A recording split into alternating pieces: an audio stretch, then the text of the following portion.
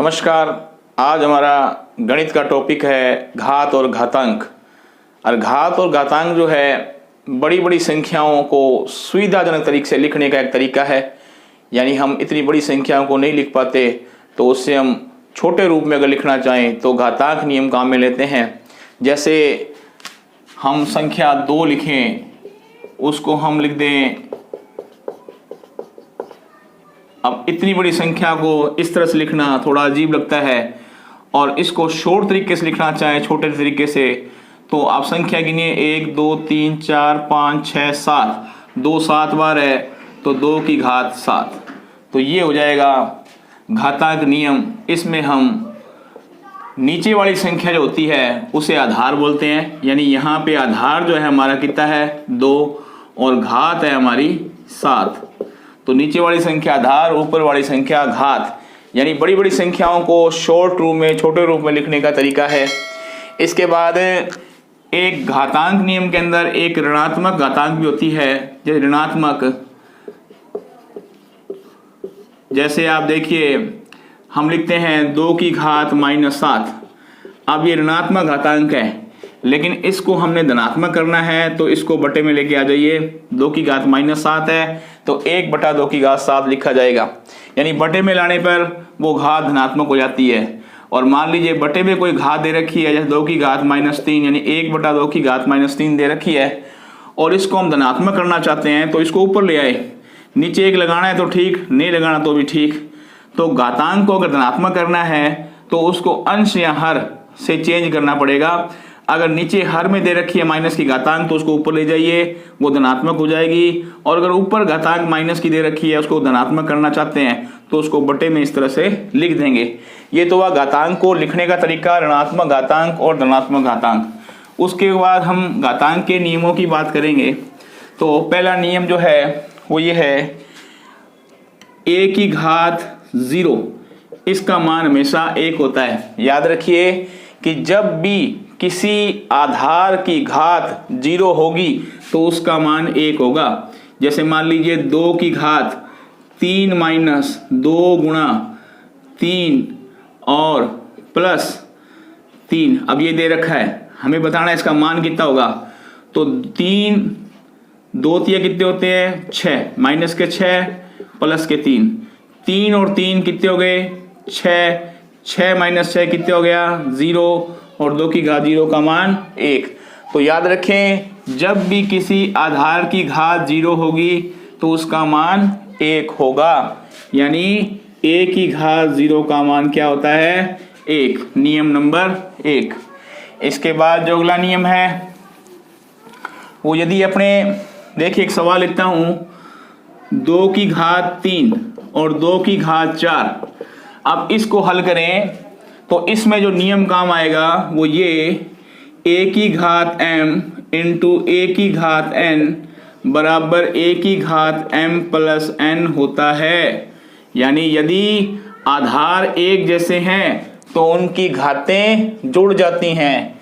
तो आप देखें आधार इसमें 2 है, इसमें भी 2 है, तो आधार 1 लेकर के, दोनों का आधार 2 है तो एक ही आधार 2 आधार एक बार लेकर के ऊपर घातें जोड़ देंगे। 2 की घात 7, 4 और 3 7 हो गया।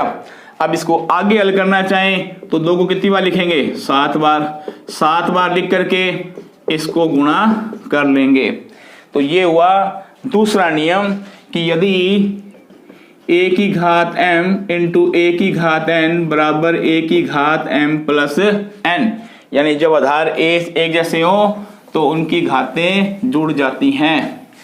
अब यदि यही चीज इस तरह से आए, a की घात m और भाग a की घात n, यानी हम देख रहे हैं कि यहाँ पे आधार एक जैसे हैं, लेकिन अब की बार गुणा की जगह क्या लगा हुआ है भाग। भाग भी लगा हो सकता है या यहाँ पे बटे का यूज भी हो सकता है। बात एक ही है दोनों की, ये दोनों एक जैसी चीज है। तो जब ऐसी कंडीशन में आ जाते हैं संख्याएं तो उसमें घात माइनस हो जाती है, a की घात m माइनस n। यानी जब बटे में संख्या एक जैसी, आधार एक जैसे हो तो उनकी घातें आपस में गढ़ जाती हैं। नियम नंबर 3, a की घात m भाग a की घात m तो a की घात m माइनस n, यानी जब आधार एक जैसे हों और भाग में या बटे में हो तो उनकी घातें आपस में घट जाती हैं। ये नियम होता है तीसरा। इसके बाद अगर मान लीजिए इस तरीके से a की घात a बटा b और घात है ऊपर m, यानी हम देख रहे हैं कि a की घात है लेकिन आधार अलग अलग हैं, तो ये जो घात है वो दोनों के साथ लग जाती है, यानी a की m बटा b की m। तो अगर हम उन आधार को अलग करें तो ऊपर वाली घात दोनों के आगे लग जाएगी। तो नियम नंबर 4 आपको याद रखना है, a बटा b की घात m हो तो a की घात m और b की घात m बटे में हो भले गुणा में हो। जैसे मान लीजिए ये a बटा b है, मान लीजिए आप a b होता और ऊपर m है, तो भी हम क्या करते a के ऊपर m और b के ऊपर भी m, यानी जितने आधार होंगे वही आधार वो सेम घात लेकर के चले जाएंगे। तो ये संख्या ऐसे भी लिखी हो सकती है, तब भी अपने को आधार के ऊपर वो सेम घातें लगानी है। इसके बाद जो आगे बात करेंगे वो ये है कि अगर घात के ऊपर घात हो, जैसे a की घात m और उसके ऊपर n, तो घात के ऊपर घात है तो घात का घात से गुणा हो जाता है, यानी a की mn। तो याद रखें नियम नंबर 5 कि जब दो घात हों एक दूसरे के ऊपर तो उनका आपस में गुणा हो जाता है, a की घात mn होगा। तो ये कुछ नियम हैं। इसके अलावा अपने और घातांक में दो सवाल सामान्य रूप से पूछे जाते हैं, जैसे एक तो मानक रूप में लिखें, एक सामान्य रूप में लिखें। जैसे मानक रूप का सवाल है, ये मैं सवाल लिख रहा हूं यहाँ पे। अब इसको मानक रूप में लिखना है। मानक रूप का मतलब होता है घातांक रूप में लिखना है इसको। तो घातांक रूप में लिखेंगे तो सबसे पहले आप देखिए संख्याओं को अलग करते हुए जीरो काउंट करिए, 1 2 3 4 5।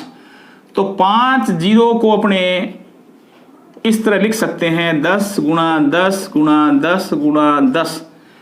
5 जीरो का मतलब 5 बार 10, ठीक है ना। तो 315 गुणा 10 की घात 5। अब क्या होता है, मानक रूप के अंदर पहली संख्या बाद पॉइंट होता है। पहली संख्या जो 315 है उसमें पहली संख्या बाद पॉइंट होना चाहिए। तो पहली संख्या बाद पॉइंट होना चाहिए, तो इसका मतलब हमें इसमें किसका भाग करें, 100 का। भाई 315 में 100 का भाग करेंगे, 100 में 2 जीरो हैं तभी तो दो संख्या पॉइंट लगाएंगे। ऐसा करने पे हमें 100 का अगर जब भाग कर रहे हैं तो 100 का फिर गुणा भी करके दिखाना है। 100 का भाग करो तो 100 का गुणा भी करो। तो ये तो हो गया 3.15, ठीक है। ये 10 की घात 5 और 100 का मतलब क्या होता है 10 इंटू 10। तो 3.15, 10 की 5, 10 की 6, 10 की घात 7। ये हो गया इसका मानक रूप। तो मानक रूप लिखने का ये तरीका होता है। इसके बाद जो अगला सवाल है इसका दूसरा सवाल करें हम। इसमें अपने को 0.000000 और 85 ये दे रखा है। अब इसको अपने मानक रूप में लिखें, तो मानक रूप में लिखने के लिए हम क्या करेंगे, सबसे पहले इसका पॉइंट हटाएं। और पॉइंट हटाएंगे तो आप देखें पॉइंट हटाने पर नीचे में कुछ संख्या आती है बटे के रूप में। आप देखिए कितनी संख्या है पॉइंट के बाद, 1 2 3 4 5 6 7 8 9 संख्या है। तो 9 संख्या है तो नीचे 10 9 बार आएगा, 3 4 5 6 7 8 9। दशमलव के बाद जितनी संख्या होती हैं उतनी बार 10 नीचे लगाना होता है। तो 9 बार आ जाएगा, 85 बटे ये हो गया 10 की घात 9। इसके बाद हम 10 की घात 9 को ऊपर ले जाएंगे तो ऊपर नीचे घात लाने पे उसका निशान बदल जाता है, 10 की घात -9। अब मैंने आपको बताया था कि मानक रूप लिखने का मतलब होता है पहली संख्या के बाद दशमलव। तो हम 85 के अंदर किसका भाग करेंगे, 10 का, क्योंकि 85 में अगर पहली संख्या के बाद पॉइंट लगाएंगे 10 का भाग करने से काम चलेगा। और अगर हम 10 का भाग कर रहे हैं तो 10 का फिर गुणा भी करना पड़ेगा। तो ये हो गया 8.5 और 10 की घात 9 माइनस की और ये प्लस की, तो घातें आपस में जुड़ेंगी, लेकिन निशान माइनस प्लस की होने की वजह से ये आपस में घट जाएगा, 10 की घात -8। तो ये होता है संख्याओं को मानक रूप में लिखने का तरीका। इसके बाद आता है सामान्य रूप। सामान्य रूप का मतलब है कि आपको घातांक भी संख्या दे रखी है, वो घातांक हटानी है आपको। जैसे 4.5 गुणा 10 की घात 4। अब इसमें आप क्या करेंगे, 4.5 10 की घात 4 का मतलब है 4 बार 10, तो 4 बार 10 लगा दिया। इसके बाद इसका पॉइंट नीचे क्या लगेगा, 10। एक संख्या है, पॉइंट के बाद 10 लगेगा। 10 से 10 कट गया, तो 45 गुणा 10 गुणा 10 गुणा 10। अब 10 कितनी बार है, 3 बार, तो 45 के पीछे आप 3 जीरो लगा दीजिए, जितनी बार 10 है उतनी बार जीरो। तो ये हो गया सामान्य रूप, यानी घातांक से मानक रूप से हम सामान्य रूप में चेंज कर रहे हैं। फिर इसका एक सवाल और करें, 3.02 गुणा 10 की घात -6। 3.02 10 की घात -6, इसको पहले सबसे पहले इसको बटे में लाइए, 10 की घात +6 होगी, और इस पॉइंट को हटाएंगे, नीचे क्या लगाएंगे, 100। तो आप देखें 302 तो ऊपर आ गया, और 100 का मतलब क्या होता है, 10 × 10 और 10 की घात 6। 302 10 की घात 6 और 10 की घात कितना हो गया, 8। अब 10 की घात 8 का मतलब है 10 कितनी बार है, 8 बार। 1 2 3 4 5 6 7 8।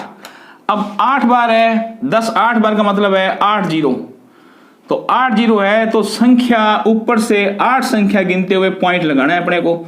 तो 1 2 3 संख्या तो है ही हमारे पास, 3 संख्या तो है ही। 8 संख्या बनाने के लिए 5 जीरो लगा दीजिए, 1 2 3 4 5, और यहाँ लगा दिए पॉइंट, और पूर्णांक की जगह 0 लगा दीजिए। तो ये हो गया हमारा सामान्य रूप। तो इस तरीके से अपने घातांक में इन 2 सवालों पे विशेष ध्यान देंगे, और बाकी मैंने आपको इस तरीके सूत्रों पे आपको तरीके समझाई दिए हैं, इन पे आप ध्यान देंगे। आशा है आपको समझ में आया होगा, और अगर समझ में आया है तो इसे आगे से आगे लाइक करें और सब्सक्राइब करें। धन्यवाद।